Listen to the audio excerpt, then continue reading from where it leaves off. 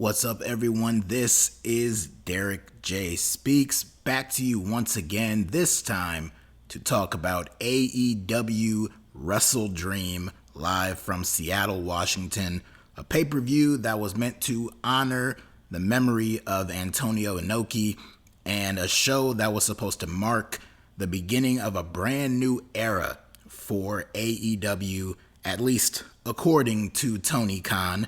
And I believe with that finish to this pay-per-view, we can say that we are entering a brand new era for AEW, as the show went off the air with the latest signing. He even got the All Elite treatment on Twitter. The arrival of Edge. Adam Copeland, now formerly known as Edge in WWE. We've been hearing the rumors going on for the past couple of weeks, couple of months really, with Edge's contract with WWE coming to an end on September 30th.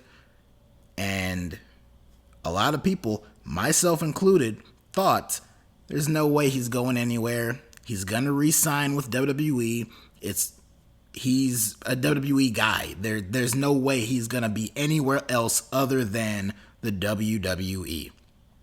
But then, over these last few weeks, something really fierce. Now, of course, the rumors of him jumping to AEW have been existing for a while now, but these past few weeks, it's really been kicking up into a higher gear to the point where it was almost expected that Edge would show up, and that's exactly what we got here. So as the show came to a close, we saw the arrival of the rated R superstar Adam Copeland.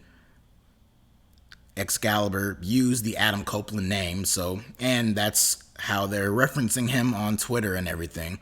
So, or X, I should say.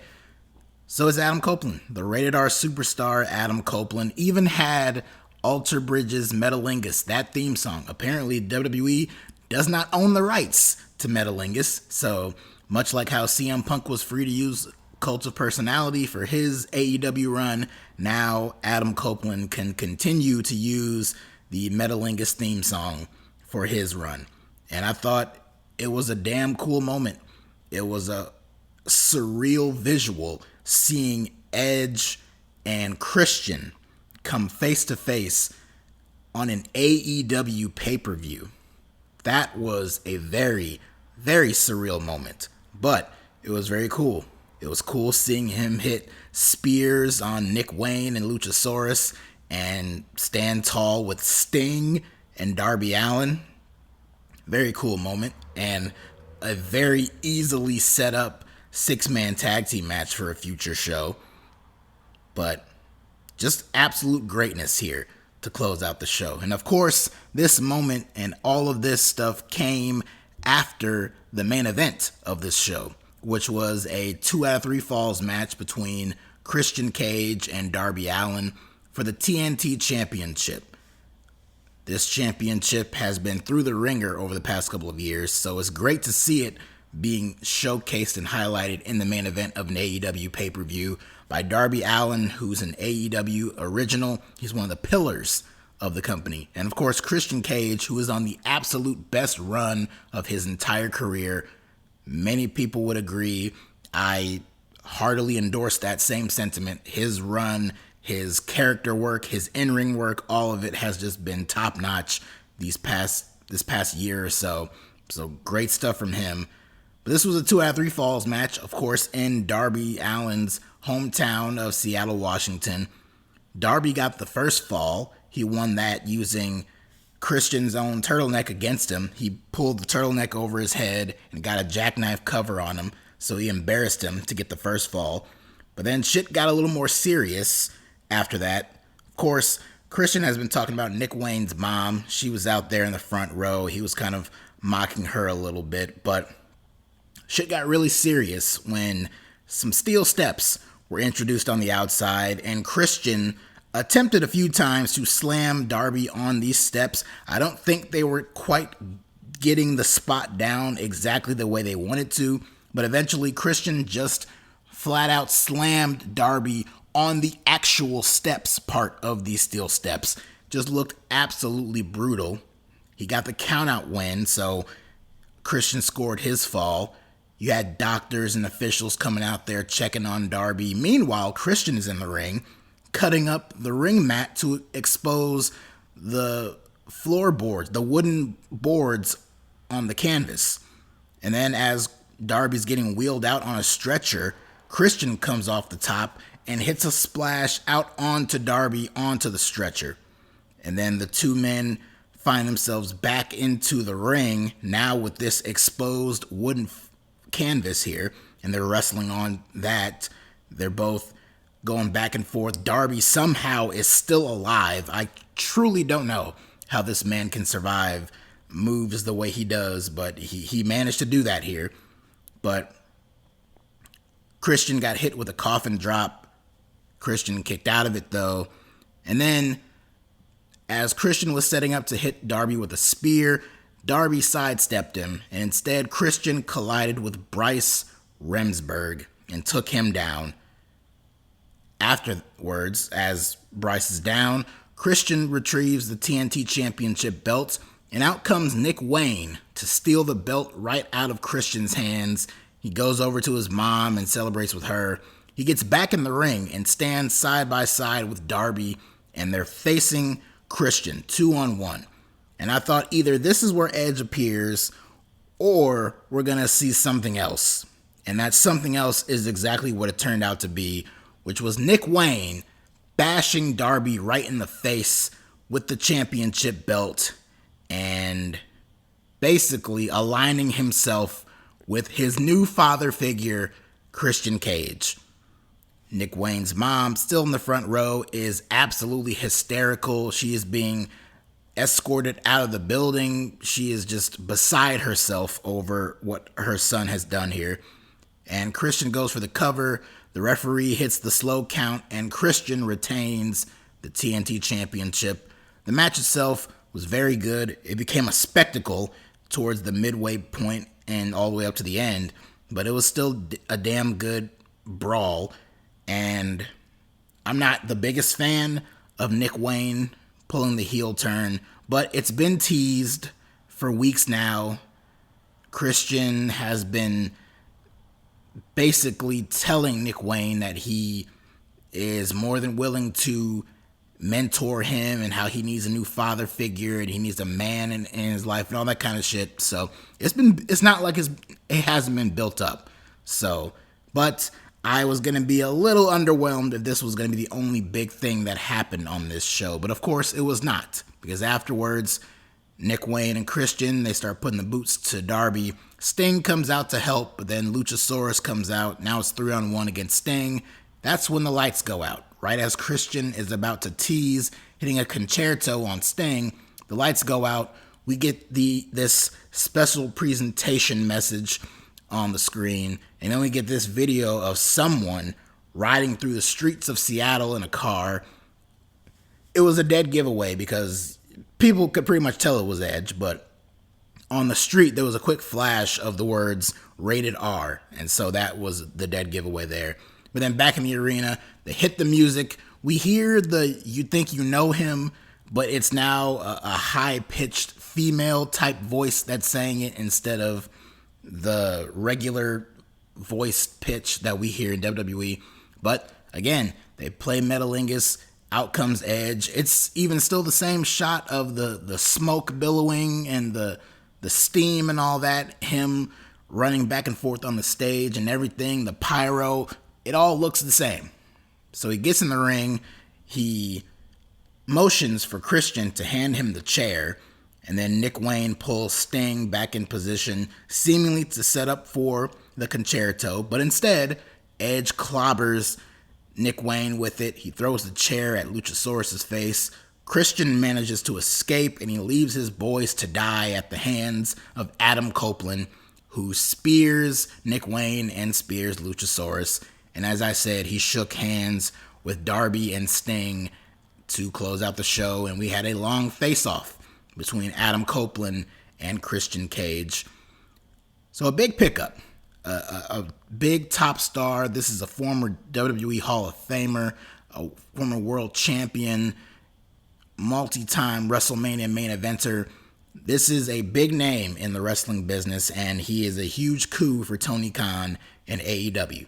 This is one of those things where, yeah, this is a big time, game-changing new era for them to get someone like Edge. Not only someone who can go in the ring. Of course, he's not the same Edge he was all those years ago.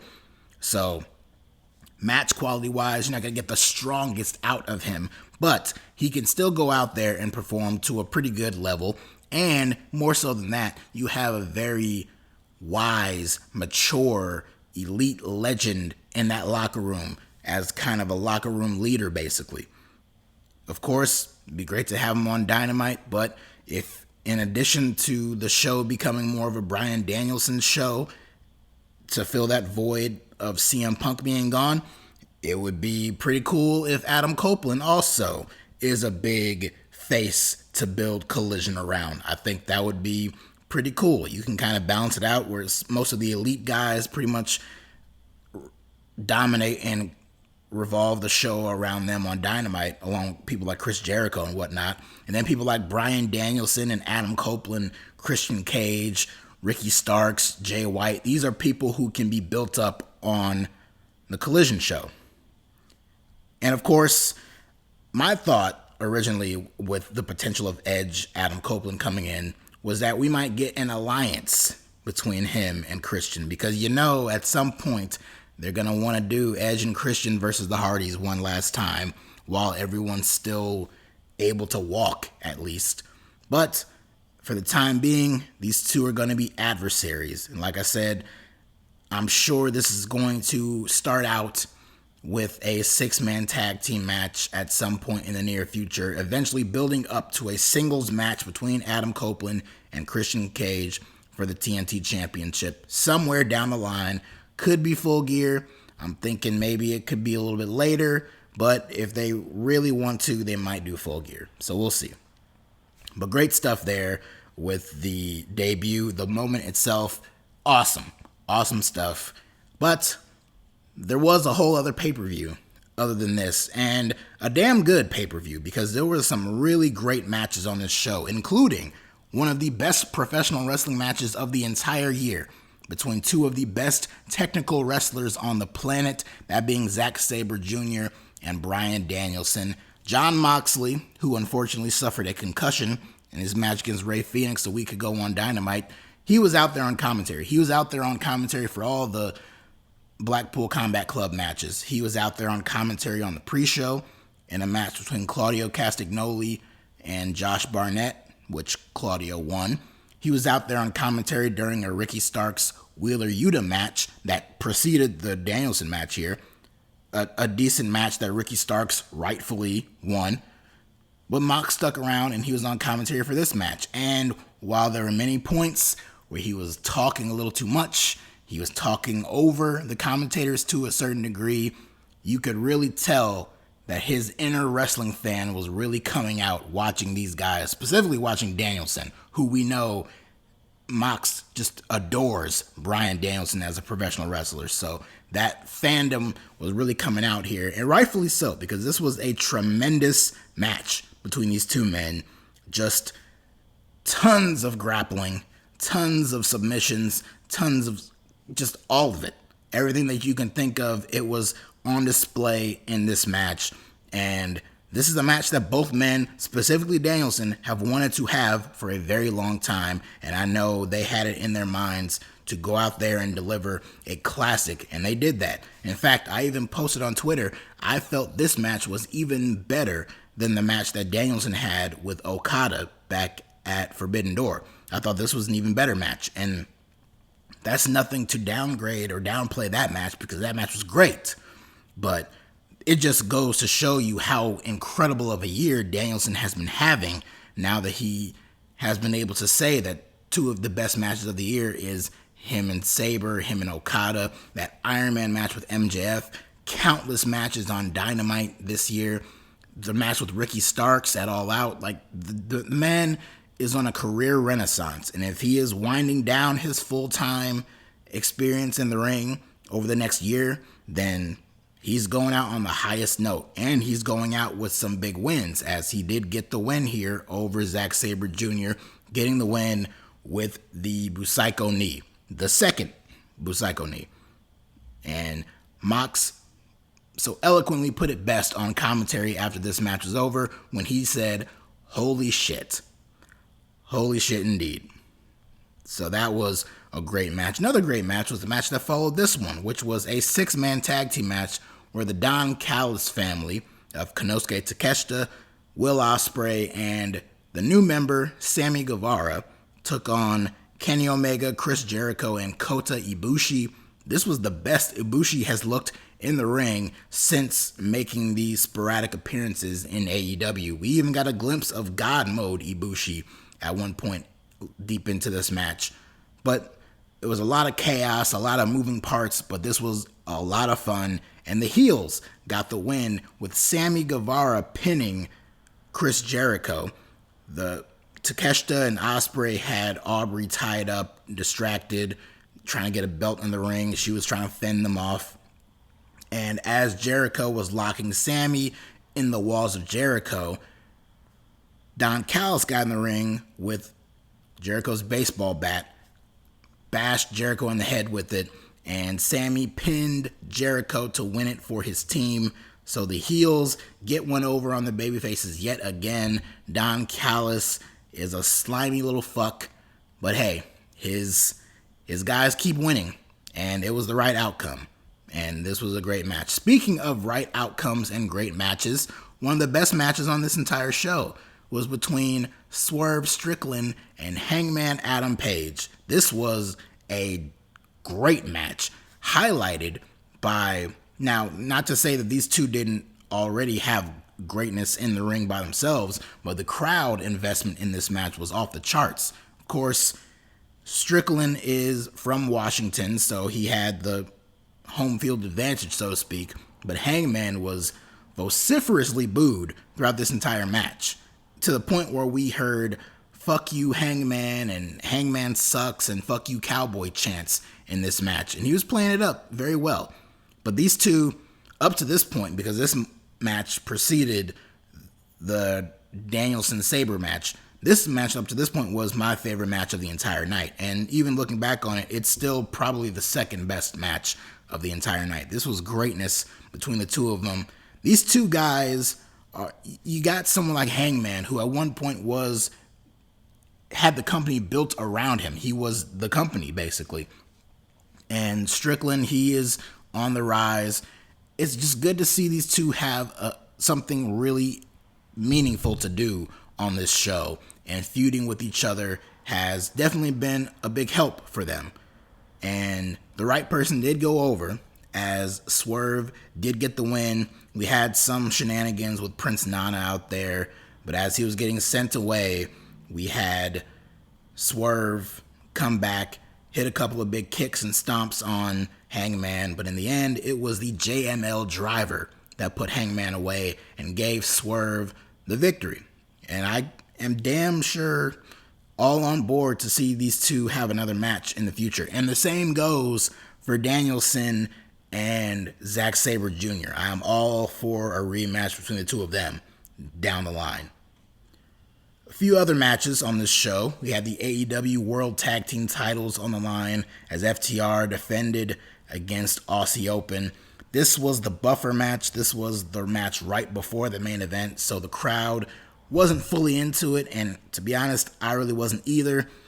As fun as this show was overall, it was still too damn long, and if the rumors are true and they're going to start running pay-per-views monthly, they gotta cut down the length of these shows, because matches like this suffer for it, where this match was good, and even still, by the end of it, they got the crowd invested in a lot of the big near falls and a lot of the big moves they were doing, but I can only speak for myself in that the match was really good, but I just felt like I never really quite got fully into it because the show was running long at that point. And I'll be honest, I'm waiting for the main event to kick in so we can get to the Edge debut at the end of the show. Because that was basically my mindset. So my apologies to these four guys. I wasn't trying to discredit their work because the work was solid. It's the downfall and the backlash of these pay-per-views running as long as they do. And it's unfortunate, but it is what it is. But FTR did get the win. They hit an avalanche shatter machine on Kyle Fletcher to retain their titles. And we know who the next team they will be facing is. It's a team they have faced already. In fact, it's a team they have faced 3 times. And we're going to get part 4. And that team is the Young Bucks, who won a fatal 4-way number 1 contenders match against the Lucha Brothers, the Guns, and Orange Cassidy and Hook. The match was craziness, and the Young Bucks got the win after hitting the BTE trigger on Penta, which was interesting because Phoenix, who was nursing a shoulder injury in this match, he was taken out pretty early, and we never saw him again. But they have already announced that we're going to get a Nick Jackson Phoenix AEW International Championship match coming up on Dynamite this week, so I'm sure we'll see him then. The TBS Championship was on the line. Chris Statlander defending against Julia Hart. The character work of Julia Hart over these last few months has been great. It was good to see it pay off for her in a big-time pay-per-view match against Chris Statlander, and she gave Chris a run for her money here. This was a damn good little match. I never really thought that she had a chance of winning, and that's exactly what happened. She did not win. Chris Statlander did retain her championship after escaping Julia's heartless submission to hit her with a tombstone and then Sunday Night Fever. So she got the win there. Eddie Kingston retained his ROH World and New Japan Strong championships over Katsuyori Shibata in a damn good hard-hitting fight between these two guys. This was a stiff match, and the fans were really into it. The fans love Eddie Kingston. I love Eddie Kingston. So this was greatness here. But Eddie did get the win after hitting Shibata with a powerbomb. And the show opened. The pay-per-view opened with an ROH Tag Team title match that was a handicap match. MJF going it alone against the Righteous, Dutch and Vincent. Of course, we know the unfortunate circumstances with Adam Cole, who suffered an ankle injury at Dynamite Grand Slam. But instead of forfeiting the championships, MJF promised he would go at it alone. Before the match, he made a couple promises of what he was going to do here. He promised that he was going to body slam Dutch, and he was going to shove Vincent's head up Dutch's ass. And my boy Max is a man of his word because he did those things. He got double teamed a good chunk of this match, but he did get to a point where he was able to body slam Dutch. And as Dutch was in the corner with his back turned, he did shove Vincent's head up Dutch's ass, or at least he rammed his head into Dutch's ass. So he's a man of his word. He also hit him with the kangaroo kick and hit the heat seeker on Dutch to get the win, and he retained those tag team titles for himself and Adam Cole. And all I can say is MJF is a national treasure. This man is on Chris Jericho levels in terms of getting the most minute, random shit over. He got these people to pop huge for him hitting a simple body slam and hitting a kangaroo kick and shoving someone else's face into someone's ass. He gets stuff like tofu over. Like, this man he's gold. He gets it. And I'm not sure exactly where they're going with him now that the story with him and Adam Cole has taken a bit of a halt due to his injury. And then, of course, the way Dynamite ended last week with the attacks on Jay White. I'm not sure where the direction is for MJF, but the dude is a joy to watch, and it was great stuff here. And we had a couple of pre-show matches. I didn't really pay close attention to the pre-show all that much. I did mention Claudio Castagnoli and Josh Barnett. They had a pretty good match. There was a thrown together 8-person tag match where Shane Taylor, Lee Moriarty, Mercedes Martinez, and Diamante lost to Keith Lee, Satoshi Kojima, Billy Starks, and Athena. We had Nick Wayne get demolished by Luchasaurus, which I'm sure that also led into the ending of this show. He was tired of getting beat up by Luchasaurus, so if you can't beat him, join him. And we had a trios title match with the Acclaim and Daddy Ass beating the Mighty Don't Kneel. So that was about it. Again, this show overall was a very fun show. Had a lot of great in-ring action. Danielson and Zack Sabre Jr., one of the best matches of the year. I'd throw some love at Swerve Strickland and Adam Page. There was a really fun 6-man tag with Don Callis' family and Jericho, Omega, and Ibushi. You had some really good action there. The TBS title match, of course. The World Tag Team title match was really fun. But that main event, again, the match itself was quite the spectacle with the brutality of it. Again, I don't know how Darby Allin is able to walk. This man is insane. But still a fun match. And the post-match, the show closing angle with the debut of Adam Copeland was a very special moment. I'm someone who, I am a big fan of Edge. I have always been a big fan of Edge. I was very happy to see him return all those years ago at the Royal Rumble. And I'm glad that he's been able to have this whole career resurgence and he's able to go out there and wrestle on his terms and have things dictated on his terms. And as far as how his career is going, that's great. And I don't know in-ring wise what all he's going to bring in AEW, but I do know as a presence in that locker room and as a top name on the show to put out there in main events, to put out there on the pay-per-views and build him around, and as someone to put on the show and on the marquee, so to speak, to sell tickets for upcoming events and all that kind of stuff and get pay-per-view buys and everything, that all the business metrics and everything. And just as a fan, like I said, of someone like Edge, seeing him getting out there with Christian, yes, that's something old, but this is a Christian who is on the best run of his entire career. I cannot wait to see the first interaction between these two men on TV. And there's a whole plethora of talent on that roster for Adam Copeland to step in there with in the near future. So I'm happy for it. I'm looking forward to it. I hope you guys are too. And if you like what you saw and you like what you heard, hit that like button. Comment down below what your thoughts are on the show and on Adam Copeland's debut. And follow me on Twitter or X at DerekJ Speaks for more content. Next time I'll be on here on the channel, I will be covering WWE Fastlane in a little under a week. On my birthday, in fact, I will be covering Fastlane. So until then, thank you guys. Appreciate you guys. Love you guys. Check you later.